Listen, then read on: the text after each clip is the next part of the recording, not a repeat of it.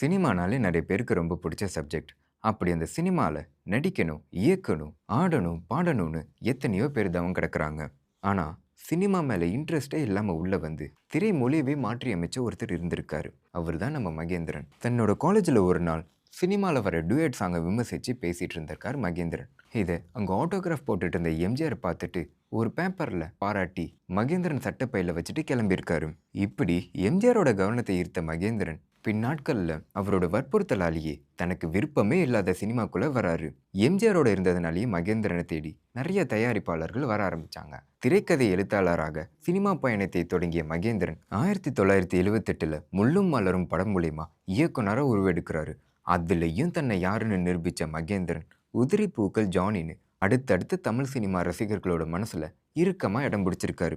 2006 வரை படங்களை இயக்குன இவரு 2016ல அட்லி விஜய் காம்போல வெளியான திரைப்படத்துல வில்லன் ரோல்ல திரிக்க விட்டிருந்திருப்பாரு. அடுத்த சில படங்கள்ல நடிச்ச இவரோட ஆயுட்காலம் 2019ஓட முற்று பெற்றுச்சு. யதார்த்த சினிமாவை மக்கள்கிட்ட காட்டினதுல இருந்து இலக்கியத்தை திரை மூலமா மக்கள்கிட்ட சேர்த்தது வர மகேந்திரனோட பங்கு ரொம்பவே அதிகம். அவருடைய இயக்கம் நின்று இருந்தாலும் அவருடைய படைப்புகள் இன்னைக்கு வர அவரை உயிர் பெற வச்சிருக்கு. இந்த மாதிரி நிறைய வீடியோ பார்க்கணுன்னா மறக்காம பிரியோ டிவியை சப்ஸ்கிரைப் பண்ணி வச்சுக்கோங்க.